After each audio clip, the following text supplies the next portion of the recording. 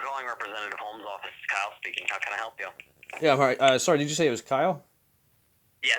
Yeah, hi Kyle. My name is Brendan. How are you doing today? Good. How are you? I've been better.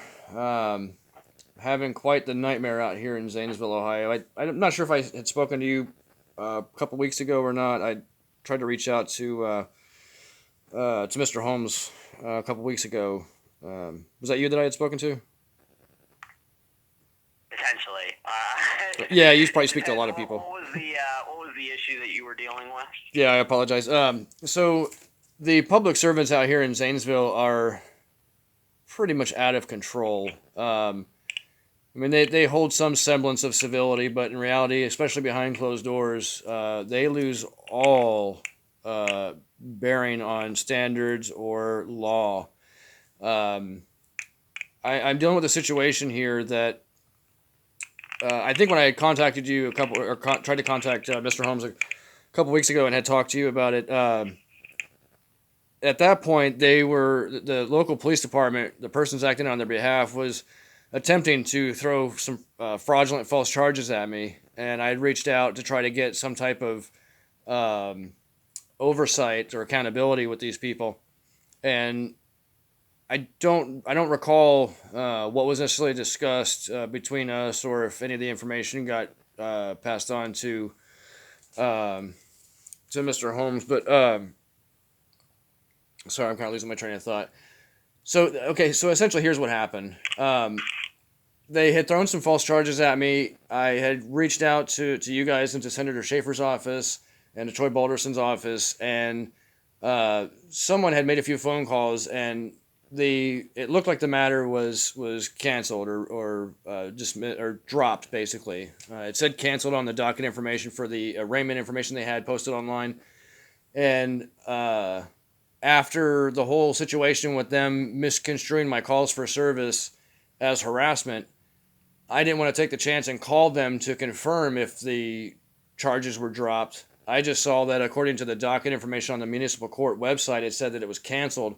So after talking to Senator Schaefer's office, the staff there, one of the people that work for his office, one of his staff members had mentioned that they saw also that the matter was canceled according to the docket, and they pretty much assured me that it was canceled, and we came to the general consensus that it was canceled and I should be fine.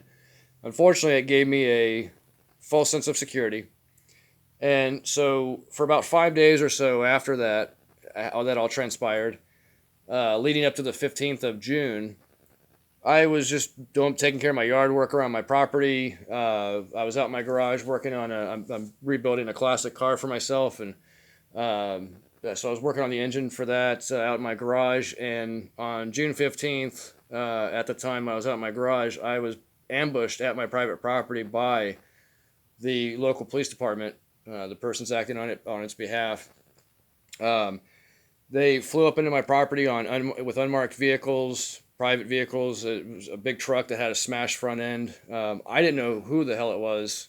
Excuse my language. That came flying into my property, and I'm standing there in my garage, wondering what in the world's going on. And all of a sudden, I've got guns in my face, and they are threatening my life, and I don't know what in the world's going on. And when they tried to explain it to me that it was for the same charges that were supposedly canceled or dropped or whatever, what have you, I had asked them, I said, oh, I thought we were done with this stupid stuff or something to that effect. And they said no. So, under threat of my life and property, they forced me to comply with them and be forced to be arrested, or they would have taken my life. Now, I did have a firearm on me, which is my God given right, that's secured by the Constitution. I was not engaging with them. I did not brandish it. It was on my hip. I didn't even have a round chambered. It wasn't the firearm wasn't concealed. And I don't know if maybe they were trying to use that as I can't think of the terminology, but I feel like they were trying to force like I hate to say it, but like a suicide by cop situation, which I've seen a lot of situations happen. I watch a lot of police videos to get an idea of what their like how they operate as a police officer, how they view the law and stuff like that. And I've seen a lot of these instances where people do that sort of thing, and it's my suspicion that they were taking advantage of the situation. Maybe they knew I had my firearm on me, and by putting so many guns in my face, and because of my military service, maybe they thought that that would quote unquote trigger me into reacting with my firearm and give them an excuse to essentially take me out. This is my perspective, my opinion on this situation after thinking about it for so since the 15th and being incarcerated for a couple of weeks there, unlawfully, by the way. But so they arrested me. They falsely accused me of telecommunications harassment as well as obstruction of official business. And they are saying that the obstruction of official business is a felony, and charged me with misdemeanor and a felony, or they're false charges. They don't even have the jurisdiction. But so they ended up taking me to the city jail here in Zanesville, the municipal jail. I essentially sat in booking in basically solitary confinement for about 10 days. Because I was unwilling to do the booking process because, number one, their charges were false, and number two, they didn't have jurisdiction, and number three, they threatened my life. I didn't know what they were capable of. If I would have booked in, I don't know what they could have done once I got into the actual jail and the general population. So to protect myself and to prevent any harm from happening to me or my life, I stayed in booking, and I did what I had to do to get through it. And on the 10th day, I found out that somehow they finagled an indictment through the foreperson of the grand jury and the Court of Common Pleas, or Common Pleas Court. They managed to push this through, even though the same person that was in charge of this criminal case was also coincidentally in charge of my lawsuit that I filed myself back in January to get relief from this very type of activities by these same organizations. I've outlined it all in my affidavits. Excuse me. I have all the complaints on file at the court, and they've ignored my affidavits and my complaints, my criminal complaints, in my opinion, purposefully and knowingly to prevent me from being able to get relief in the matter, and have allowed and condoned this completely egregious and unconstitutional activity to basically destroy my life. I mean, at this point, I may have to just walk away from my property and everything just to save myself from this insanity. Because I can't get these public servants to do their job. I can't beg them to do their job. They end up turning me into a criminal for asking them to do their job and trying to say that I'm preventing them from doing their official business when the correspondence is for them to do their official business. It just doesn't make any sense to me.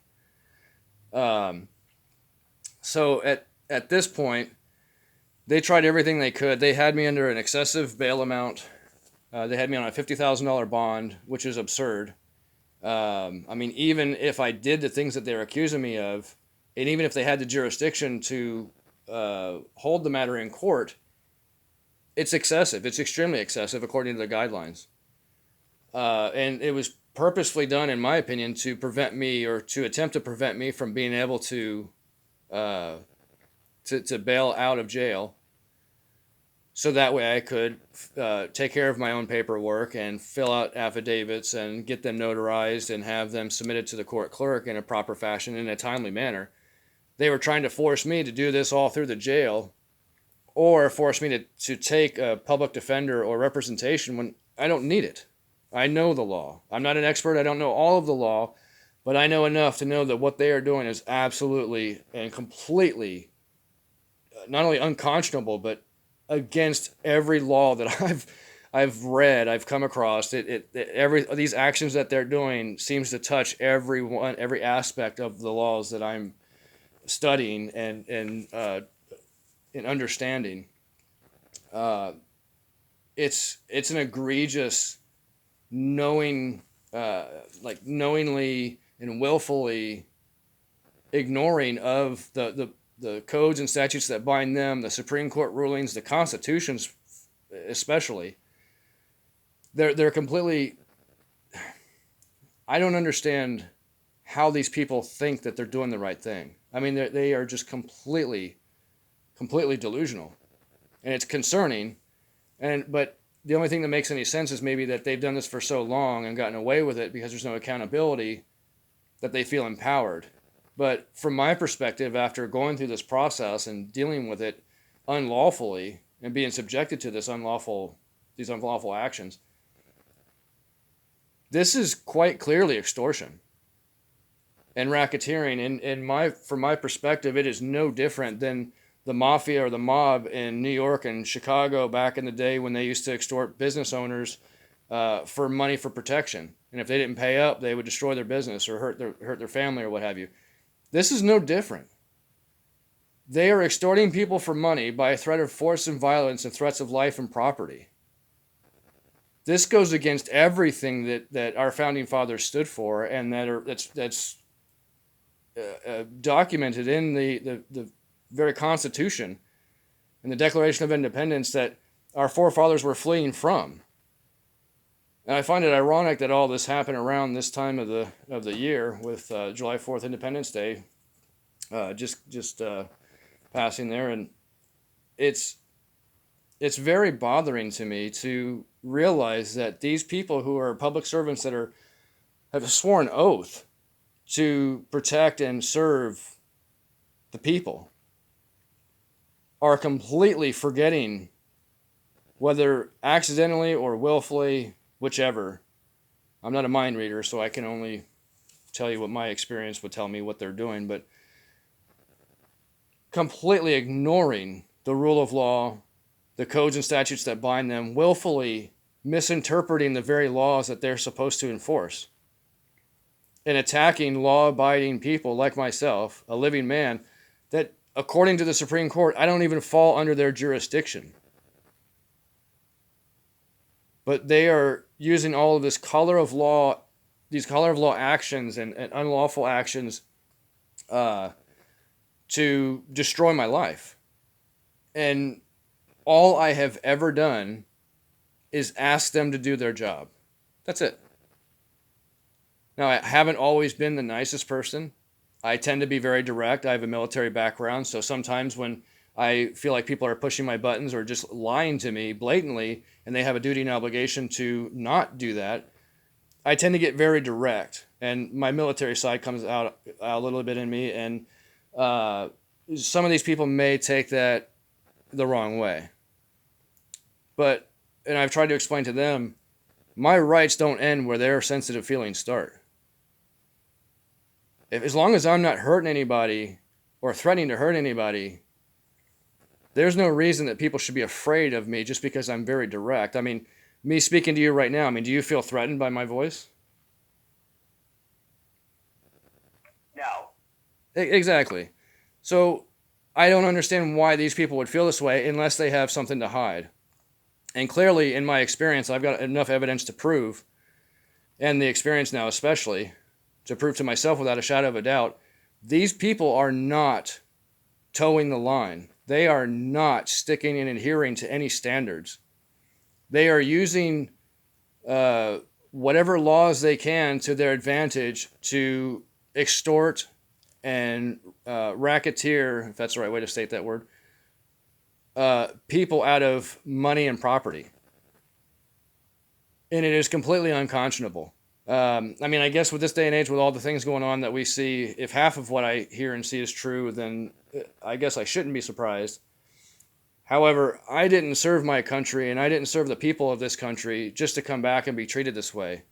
To have public servants who are supposed to adhere to a standard to completely throw caution to the wind, violate the very laws that they are supposed to be adhering to attack me and damage me and my estate and compromise my well-being and my safety because they don't want to do their job. I honestly can't even believe I'm saying this. I feel like I'm in a Twilight Zone episode.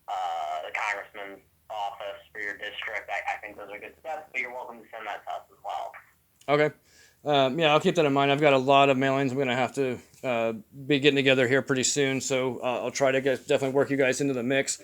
At the very least, if you're able to, like I said, I've got that the YouTube channel. On the YouTube channel, there's a video that I posted of me reading my affidavits, so that way I could get my voice on the record, just in case they pulled anything crazy again. I didn't want to be stuck in the jail and not have the ability to get any of the information out. So I went ahead and read the documents out loud for a video recording with audio, obviously. So if you're interested in learning about the contents of the documents, they're posted on my on that YouTube channel. It's one of the most recent postings. And I know I look like garbage. I've been quite literally been through hell recently, and my body is definitely feeling it. So, anyways, sorry, I just. But anyway, yeah, I'm on that YouTube channel. I've got a lot of other recordings, conversations with the local PD, the personnel there, the dispatchers and such. I'm pretty sure I've got almost every. It's not every one, but it's almost every of the phone calls in the time frame that they're alleging that I supposedly harassed them, and according to all these false charges, I've got them posted. I've got the actual conversations posted to that channel for transparency, and they have failed to acknowledge it. I don't know if they've watched any of the videos or the recordings or paid attention to them, but at this point they're definitely ignoring them because they are completely ignoring the fact that the phone calls, I'm not calling for social hour to meet people or to hang out. I'm calling to ask them to do their job.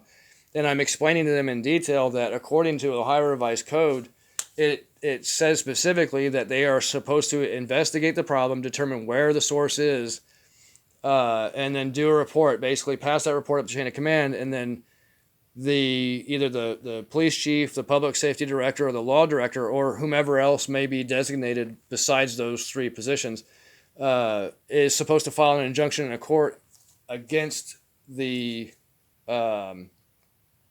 business owners to have them either cease and desist their production at night or mitigate all their production noise, so that way it's not disturbing the peace and encroaching on the city limits and my property. More importantly, because it's me primarily that's it's bothering or disturbing. They're completely ignoring their obligations and duties to provide that service, and instead of holding these business owners and operators accountable for disturbing the peace, and if you listen to some of the recordings, you can hear the noise that I'm referring to.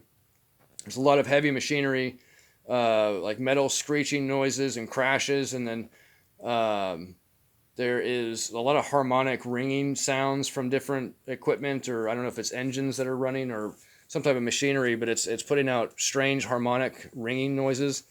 And I'm capturing this all with my recordings, and this is what's been bothering me. And I've tried to explain that to these people, but they don't want to pay attention to the recordings or the facts. They would rather misconstrue and wrongly consider my calls for service as harassment. And so now at this point, not only do I have to deal with the nuisance noise all night long, that I can't even enjoy my property or really get any good rest. Now I have to be concerned with every time I step outside of the actual structure, I have to worry about being assaulted or threatened or what have you in a whole manner of different ways by these people, because that's what they've done consistently to me time and time again. And so now, after experiencing that, I'm a little hesitant. I don't even feel comfortable mowing my lawn anymore, because I don't know at any given point in time if they're going to rush up into my property and take me away and kidnap me, or abduct me rather, excuse me, under some false pretenses and try to force me to play their game. I mean, it's like, I don't know. Sometimes it reminds me of being a kid and going to a new school and dealing with a schoolyard bully at a new school. I don't know if you've ever had that experience, but it's very similar to that. Only now they've got guns, and they're all adults, and they can cause a lot more damage. And so I hate to use, it's kind of a quaint example using the bully example, but that's the best that I can kind of give an example to it or an analogy to help describe kind of what I'm dealing with in a nutshell. But yeah, I I understand that there may be limitations, or there probably is a lot of limitations on what you guys can do and what Mr. Holmes can do. But at this point, my main concern is bringing attention to the situation at hand and what's actually transpiring, so that way cooler heads can prevail, and there can be a how should I say a solution figured out to fix this problem, because there is no reason the people of Ohio should be being treated this way. There's no reason that I should be being treated this way. And if I can do something to prevent anyone else from being treated this way, then I'm willing to do whatever I can within my power. And that's what I'm doing according to the law. I'm trying to follow the law. I'm trying to follow and doing a pretty good job, I'll say. Not to pat my own back, but or toot my own horn, but I think I've done a pretty good job so far holding these people accountable. Unfortunately, they are getting away with their crimes. And real quick, before I let you go, I just want to mention that on that note, I have a recording on that same YouTube channel. I believe it's in the second part of a video titled "Standing Up for My Rights Crash Course," something to that effect. I cross-examined Detective Thomas Porter from the Zanesville Police Department, one of the persons that acts on behalf of the Zanesville Police Department. And in his testimony on the stand under oath, he perjured himself by admitting that he was not the affiant of his affidavit. He simply just signed his name, and that the court personnel, some of the court personnel, actually put the document together for him. And he used that as an excuse because there were some clerical errors that were being addressed, that I was addressing in the court. And so he perjured himself by admitting that he was not the affiant of his affidavit and that he submitted a false affidavit. But then also in the cross-examination, he admitted that he did not perform a proper and thorough investigation. He didn't consider the motive of the phone calls that I was making to them, to the police department, for their service. He wasn't considering the reason for the phone calls at all in his investigation. He simply jumped to a conclusion, basically, and I'm paraphrasing, jumped to the conclusions in his own mind as far as what had transpired, and didn't consider the reason for the call whatsoever. So that's all recorded there. You can hear it. I don't want to put words in his mouth or anything like that and misquote, but you can hear it for yourself if you got time, or if Mr. Holmes gets time to listen to that. The first part is about an hour long, and the second part's about 45 minutes long. It's a audio recording of the court hearing. I think that was actually the trial for one of the cases that they were fraudulently trying to force me to accept back in, I think it was last August in 2020. So, but there's, like I said, there's lots of other videos on there. If you guys get a chance, go ahead and go through that. It's a non-monetized channel. I don't get compensated. I don't make any money for it. There's no advertisements that I know of on there. I don't get compensated if there are. It's just there for public information, for free access, for transparency. So if you guys want to check it out, by all means. If you know anybody else that might be interested in taking a look, it's there for that purpose. So other than that, I know you guys are busy. I don't want to take up any more of your time. I know I've rambled for quite some time here, but do you have any questions or any concerns? No, thank you for the call. Yeah, absolutely. If anything comes up, if there's any concerns or any needing of any clarifications or what have you, feel free to reach out anytime. I don't mind. I'm more than willing to get to the bottom of this to make sure that the truth can be ascertained. And whatever I can do to help facilitate that, I'm willing to do that. So if you guys need to reach out for anything, by all means. Alrighty, thank you. You have a good rest of your day. Yeah, you too. God bless you. Take care. Bye. Bye.